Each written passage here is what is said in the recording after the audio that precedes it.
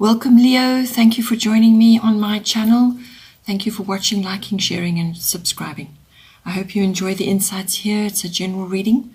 Please take what works for you. If it applies to you, that's fine. Otherwise, it may also apply to someone that you are close to at this time. If you have strong influences in your birth chart associated with another sign, please feel free to cross-watch for further insights. I have shuffled and laid out the cards. I work with the 12 houses of the Zodiac, and so as the cards appear in each house, then those are the influences coming in for you at this time. So in the first house we have Virgo. I analyze. The first house is everything to do with yourself, your appearance, your vitality, your personality, how you project yourself in the world, what others see when they see you, and how you are perceived by them, how you are received by them. And it's everything to do with your physical body and also your self-oriented interests. So now with Virgo, I analyze appearing there. What this is asking you to do is to basically get organized. Organize yourself, organize your space, declutter. It requires you to be detail-oriented. So, so if you are, if you're the kind of person who is in the public space, or you're dealing with people on a daily basis, and what it's asking you to do is to come across in a very organized and analytical way, and to just organize your space, pay attention to detail. And this can also be for self-oriented interests, like your physical regime that you may want to start, or some physical activity that you want to launch yourself into. But it's basically how you present yourself to the world. Also with Virgo, it requires for you to be fastidious with your health and diet. So take care of that. Don't overeat at this time. Rather be careful about what you're doing. And if you have some bothersome ailments or issues that you feel you can address yourself, then Virgo is all about natural remedies and doing research and just finding ways and means to cope with whatever it is that you are, feeling in your body at this time, and how you want to, perhaps de-stress. Virgoans tend to worry as well. So perhaps if you are feeling stressed about things, then find ways to cope. Have a look at the natural remedies, and perhaps there's something in there for you. With a Virgoan influence, you can come across as highly strung. But either way, you will need a calm environment in which to concentrate and to, to conduct yourself as well. So whether that's in your work life or in your just how you are moving through your day generally. Virgoans can also be quite critical and nitpicky, so be careful that you're not coming across like that to others.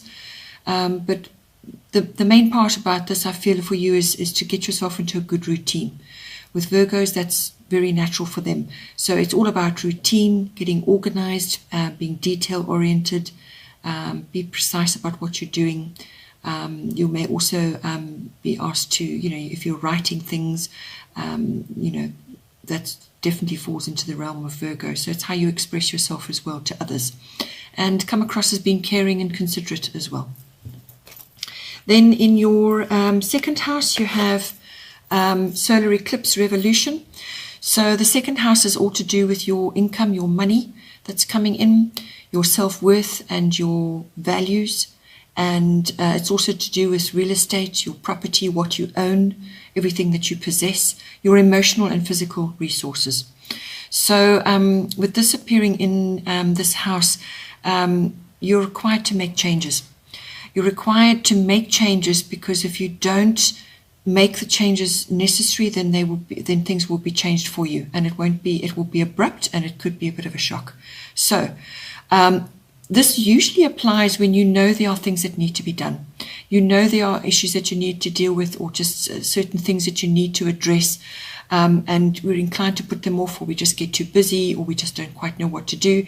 Whereas this is saying take action and make the changes necessary, because when you do that, you bring about a revolution, but it will be better for you ultimately on the other side of that. This is swift transformation, so make sure you're working with the universe on that one. So make necessary adjustments, and stay present as well. If you're dealing with your income and your money coming in, you're trying to decide something about what you want to do, stay present, because from there then you can make really good decisions. You can learn from the past, certainly, but you can't live there, and you can't project yourself too far into the future either. You need to think about what you can do now to pave the way for better things. Also, you may need to fix something perhaps has been that has been needing to be done, and you just need to fix it before you can move on. So it's also about breaking old patterns. So if you've been a bit of a spendthrift, or you've in the past sort of splashed out, well, now you need to perhaps think more carefully about what you're going to do. Or it could just be that you want to make some kind of larger type of purchase. But also remember that the second house is about your values as well. So you may just be needing to change what you value now, your value systems, and what is worth, what your personal self-worth is, but also what the things that you own, what their worth is to you really in the long run. Then in the third house we have Pluto, transformation. So your third house is everything to do with your communication. This is written, verbal, body language, exactly how you express yourself in all the different ways, whether it's social media or talking to somebody or writing things down, any form of communication whatsoever. This also rules documents, like contracts, that kind of thing. So now with Pluto transformation, it's exactly what it says there. You need to transform the way you communicate outwards to others now. So this could be linked to how you're expressing yourself now and your money that's coming in. Perhaps there's shifts and changes going on in the work that you do, or the people that you're dealing with. But there could be, something will be falling away, and it will be replaced with something else. Also, issues may be coming to the surface. There could be a surprise element to it, but there's some kind of adjustment, or a renewal or a rebirth. So perhaps the way you have communicated in the past, or perhaps the way you have been dealing with those sorts of issues, whether it's work-related or just personally, the way you are going to project yourself now will need to be changed and transformed. It needs to be deeper, it needs to be direct, and you need to, tap into your sort of deep intuition as well. So it's going to be fairly intense, and you will just need to be vigilant as well about what you say and how you carry through on your what you say to others, your promises and your promises to yourself. So as I said, issues may be coming to the surface. This could be family related. I mean, this third house covers siblings, aunts, uncles, and cousins, that kind of thing. But it could also be the wider scale. If you're in, so the public eye, or you're dealing with a wider audience, then it's all about that, how you communicate. The third house also covers short journeys, taking a trip somewhere locally. That might come in for you as well.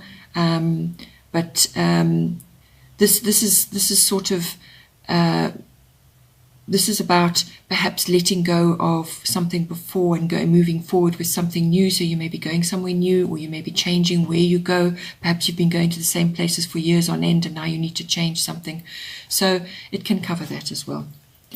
Then in the fourth house, you have the air element, which is communicating. Again, communication is strongly featured here. This could be, because it's in your fourth house, this could be related to your actual home, your physical home, or changes within your home, to the structure of the home. It's also to do with your ethnic identity and your roots, your foundation. So with the air element there, it's everything to do with communication yet again. So, but it's also about thinking. It's applying mental faculties to your situation.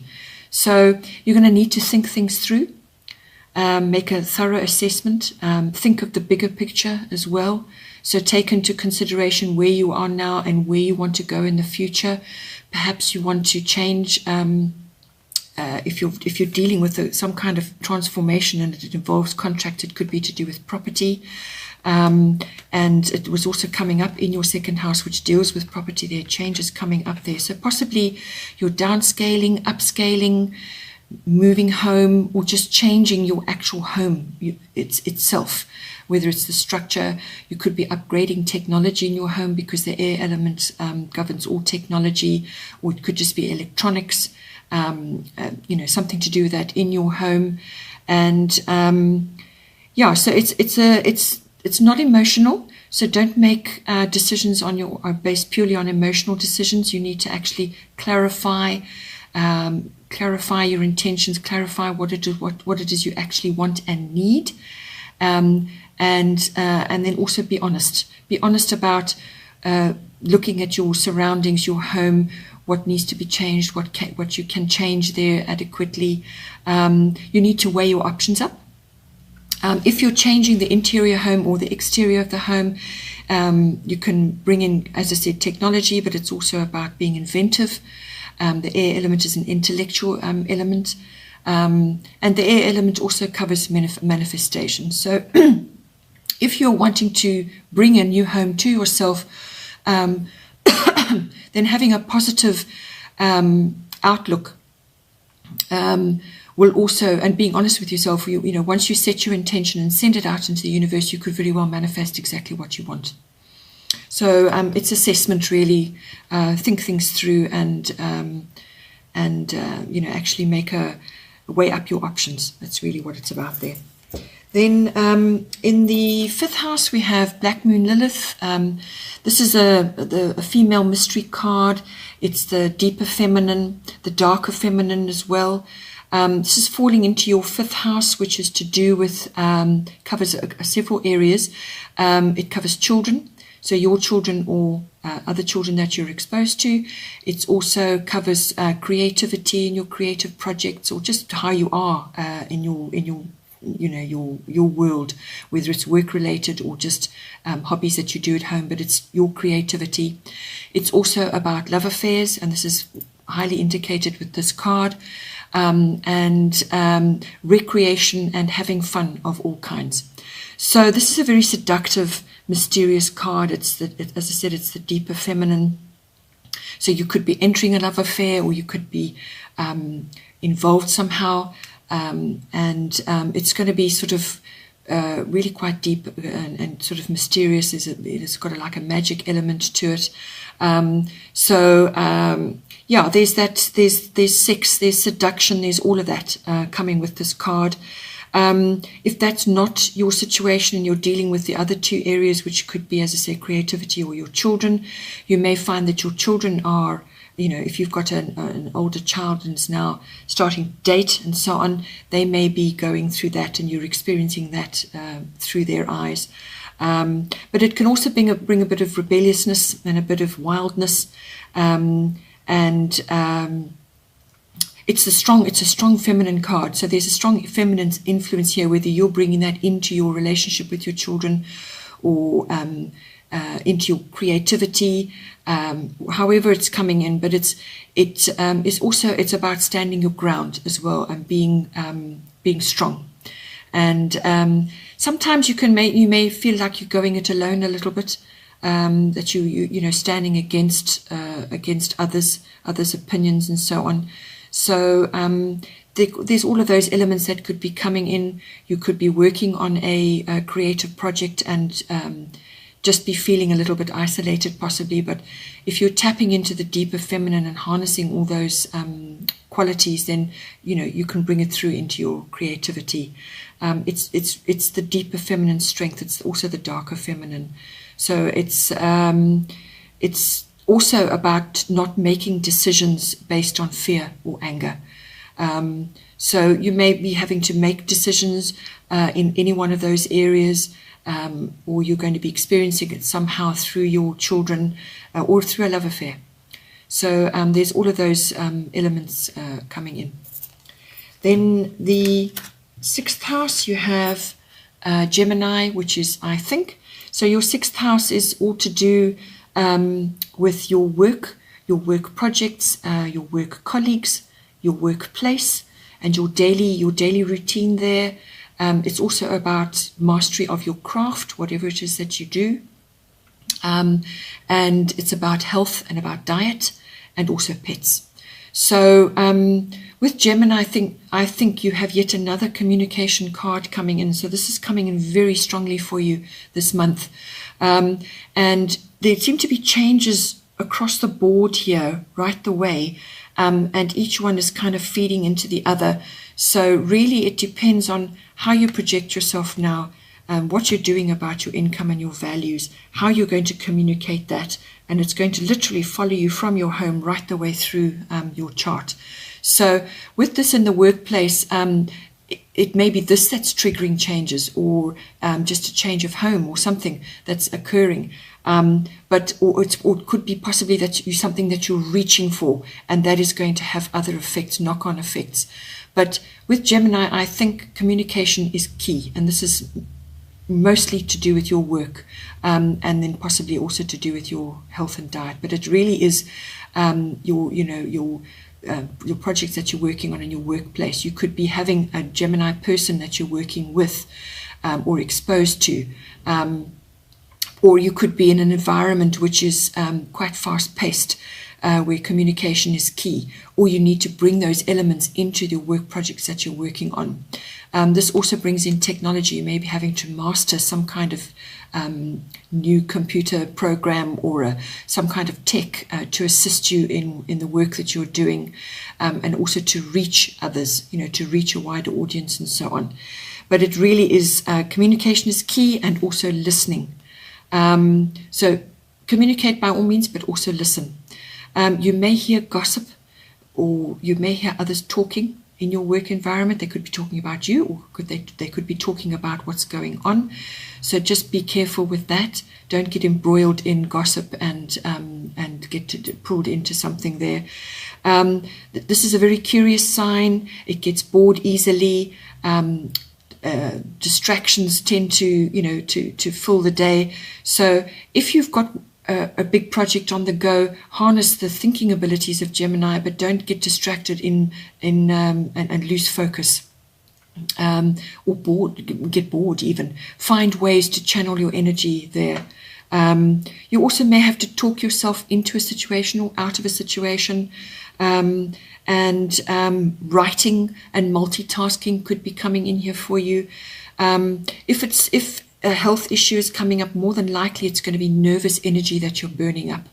So you could be feeling a bit depleted, to be honest. So manage your stress and manage that highly strung restlessness, which may come with this card, or just burning too much energy, too much talking, too much of everything, and then you're depleted, So just be aware of that. You could be, really busy and going out and busy, or busy with many projects all at once. So don't deplete yourself there. You're going to need to bring in the Virgo aspect, as I said, which was in your 1st house, which is be critical, be analytical, and be attentive to detail. Gemini is not especially detailed. There's lots of things going on at the same time, but you need to bring that balance in. You need to bring that critical thinking in, and the detail-oriented and be organized aspect of the Virgo. That's going to influence how you are. So bring that into your workplace as well. As I said, it could just be you're exposed to other people who are exhibiting Gemini qualities. And just pay attention to what's going on around you as well. Then in the 7th house, we have Sagittarius IC. So this is everything to do with your personal one-on-one relationship. So this can be a love relationship, your committed partner, or it could be a business partnership that you're involved in. But it's close personal one-on-one relationships. And Sagittarius IC, It's a lighter energy. It's a social. It's a fun energy, and it does also cover sort of humor and speaking your truth, being honest. So bring all those elements into this significant relationship that you have, or your close personal relationships. Bring the humor in. It really does lift things up and make things so much better. Yes, speak your truth by all means, but be careful, because if under the Sagittarian influence, you can just put your foot in your mouth. You can say something out of turn and really annoy somebody, or come across as offensive. You may not intend it that way, but it could come across like that. Just don't fall into as I said, this Virgo tendency to be critical that's coming up in your first house. So just temper that with the more Sagittarian qualities, which are freedom-loving, adventurous, and like socializing and enjoy being outdoors, having fun and exploring, and also just enjoying a bit more freedom. So if you need to bring those elements into your close personal relationship, then speak honestly about it. Just say, look, I just need a bit more free time to do what I need to do and to just relax and have fun. And so just bring that in, lighten things up, and get outdoors, get out and about, and go and have a bit of an adventure, and see what's out there, and perhaps have a change of scenery. And choose your words. Make sure they're loving and caring, and but still speak your truth, and say, this is what I require, this is what I need, and then work together with your significant other. Also with Sagittarius, the tendency is to a little bit of carelessness. So handle your finances. Don't have fun at the expense of that, and then later on you're going to have a problem. So by all means, go out and enjoy your environment, but don't be careless about your words or your finances, or how you go about things. Harness the very best of Sagittarius and get the most out of your environment and out of your relationship. Then in the 8th house, we have Neptune. This is brings up one of the aspects is sacrifice. It does bring that up. So you're going to have a look and see how this is going to pan out for you, because being in the 8th house is all to do with joint resources, but in a committed relationship. So this is your, whether it's personal or business. So this is your joint resources, whether it's material or emotional. It's your deeper commitment to each other, and the deeper sexuality in a committed relationship. So whether you're meeting somebody new, you could be meeting a Sagittarian. If you're not already in a serious relationship, you could be meeting a Sagittarian, and enjoying that. But if it's going into a more committed relationship, which normally the 7th house that's what it's about. Love affairs are the 5th house. 7th house is the more committed relationship. And so you may be entering something more deeper and more committed. And there's going to be some, yes, sacrifices, but possibly it's more like a compromise, working together to join your resources.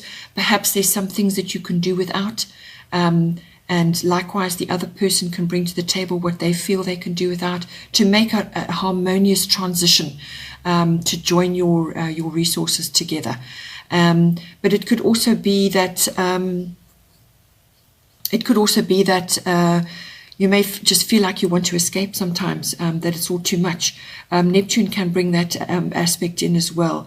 Avoid illusions and assumptions about your deeper committed relationship or your business partnership. Don't get carried away.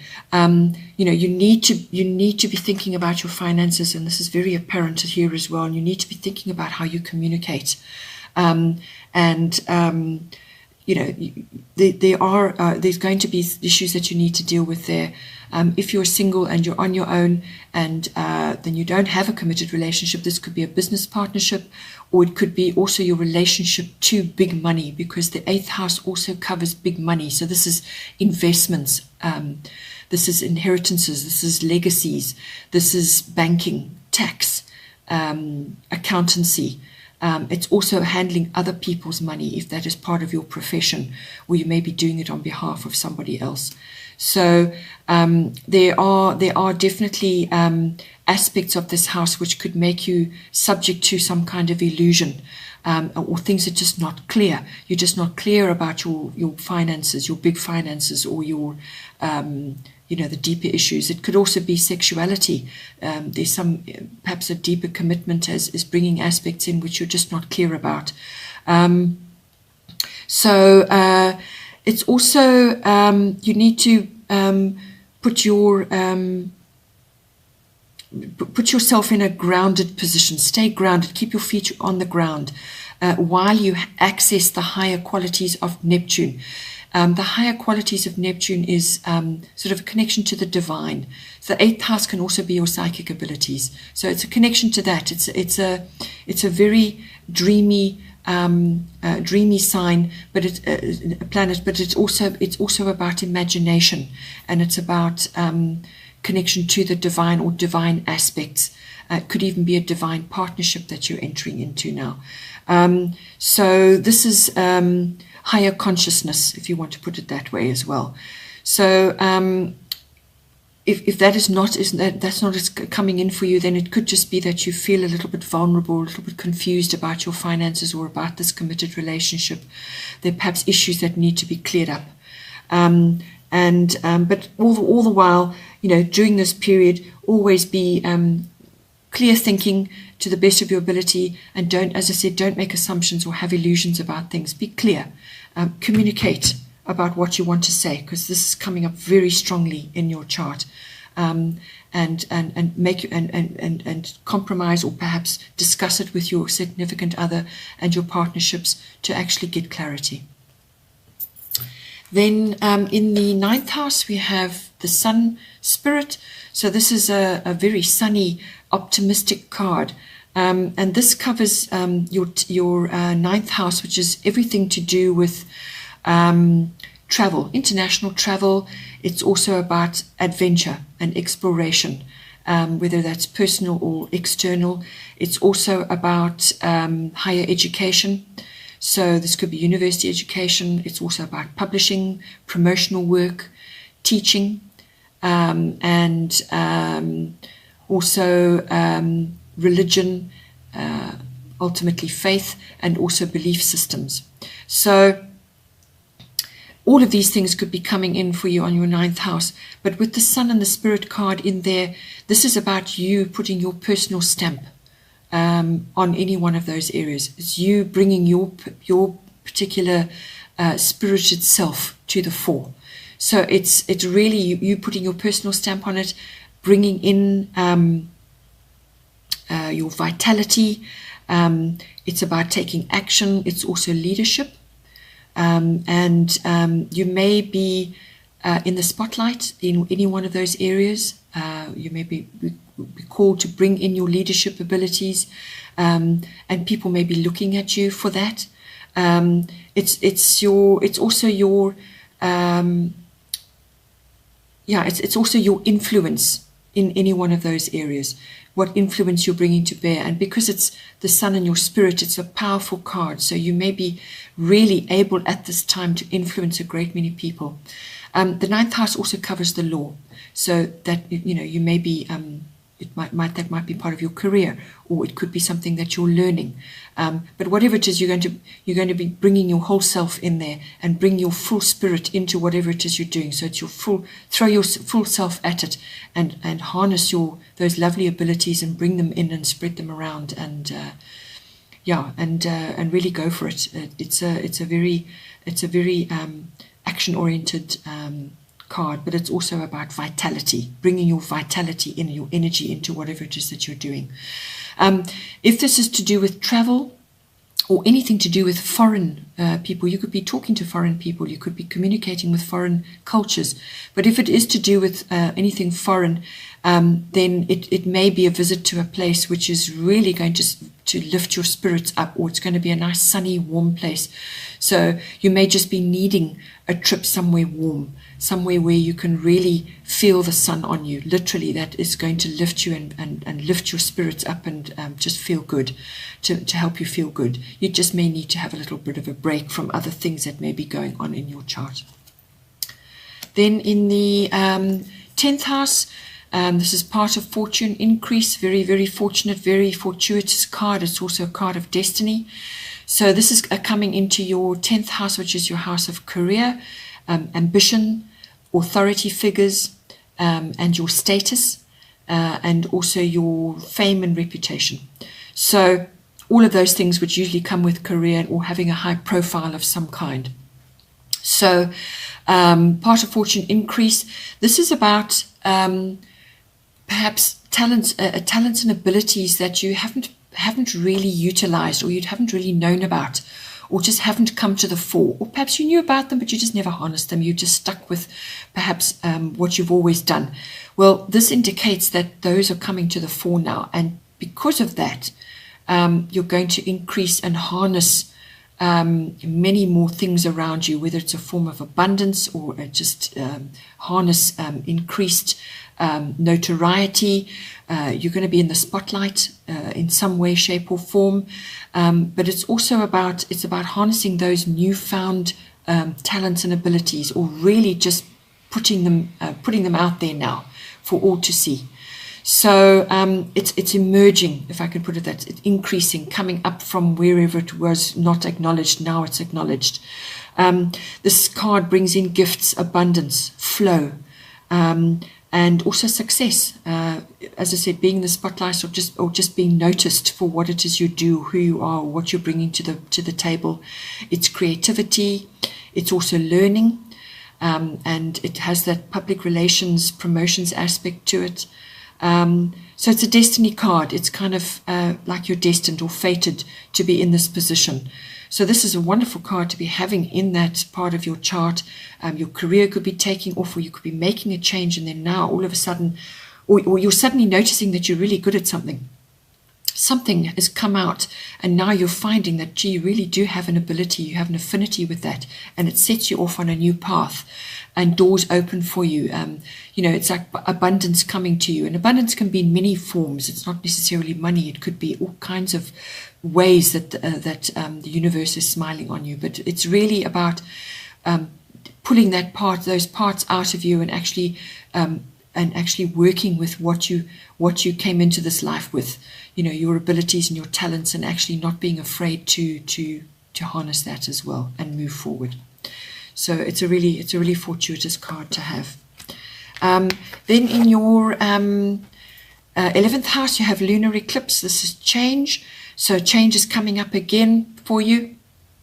The 11th house deals with friendships, and it deals with your networks and your groups and your clubs. So if you are going through a period of notoriety of some kind, or receiving good fortune, or really are being noticed now and changing career, or moving in a different direction, then it stands to reason that your networks and your groups that you have previously associated with, and even your friendships, may change. And this is definitely coming in for you now. So you may just find that, this is going to bring in unexpected changes. And also things may be going through phases or cycles of some sort, because it's moon ruled. The old is falling away, and so that the new can come in. And this can take place over 6 weeks to 6 months. So the initial change may be swift and unexpected, and then it starts to unfold over that period. Or you could have been going through something over a long period of time. It hasn't emerged. So in other words, it's been sitting under the surface, some kind of change or shift that is requiring to be made, and then all of a sudden, unexpectedly, it occurs, and you're now having to reorganize yourself. So that's how it kind of works. It's like things bubbling over. So yeah, out with the old, in with the new. You could be changing friendships, you could be changing, and if you're having to move, if that is coming up for you in some way, shape, or form, then it stands to reason that your networks and your groups and your friendships may very well be changing as well. It could also be that a friendship, or possibly a female, because this is a female sort of feminine card, somebody close to you, a friend, is going through phases or cycles or changes, or is going through emotional changes. I mean, she could be approaching some sort of menopausal change, or there's lots of different ways that this can come about. But it could also be you in your friendships coming across as a little bit moody, or you're experiencing that through others. But there's shifts and changes, and it's cycles of the moon that are coming in here. Whatever shifts and changes are occurring around you, whether some friendships are perhaps falling away and now you're making new ones, or networks and groups or clubs, other people that you used to associate with are now changing. It's for the better. So you need to let go of those older things and move forward and harness the new things, because the better aspects are coming forward for you. But they can't come forward until you let go of the older things. So it also could just be a change of perspective within those groups or within those friendships. So it's a change of perspective. You are viewing things differently. You're perceiving things a little bit differently. And you may initially with changes feel a bit disoriented. But once you look at things carefully and you go, access your intuition and your inner knowing, then you will be able to navigate, and out of that will come something better. This card also may bring up people from the past, or situations within your groups and associations from the past. Something may be coming up again for you. Then in the 12th house, you have Taurus. So your 12th house is everything to do with your unconscious self, your unconscious beliefs, just the unconscious in general. And it's also to do with deep contemplation. So this is solitude, reflection, retreat, withdrawal. It's also your deep spiritual life, meditation, it's mysticism, it's healing. All of those things can come in. With Taurus, Taurus is an earthy sign. It's very grounded, it's very balanced, it's very methodical. There's a no-nonsense approach, practical. So you possibly need to apply that into these areas. So you may be wanting to just retreat a bit and enjoy solitude and reflection, or some kind of withdrawal, but to be doing activities which are comforting and nurturing for you, because that's what Taurus is all about: comfort, nurturing. You may want to put your hands in the soil. You may enjoy gardening, but it's some kind of meditative activity which is grounding for you. So it has a practical application. It must be. I wouldn't go too non-traditional, because Taurians are very traditional. So they're practical and realistic. So whatever it is that you want to do, it must have that practical aspect for you. Whether it's a new belief that you're perhaps investigating, or you're just wanting to look at your deeper beliefs, your inside beliefs, what you tell yourself, and your unconscious drives. There could be something there which you are reflecting on currently, but it is about harnessing that comfort and that nurturing for yourself. So you want to put yourself in that kind of environment so that you feel safe and you feel secure. This 12th house also covers things like escapism, drugs and addiction, things like that. And it can also bring in your experiences within institutions of some kind, whether it's a hospital or a library or a university or a government department. So you may be going to visit these places, and the 12th house covers your experiences there. So whatever goes on, keep coming back to the stay grounded, be nurturing, and seek comfort for yourself and safety, and also stick with the known. Don't be too stubborn and stuck in your way, so that you are preventing yourself from changing something, because it's also about that.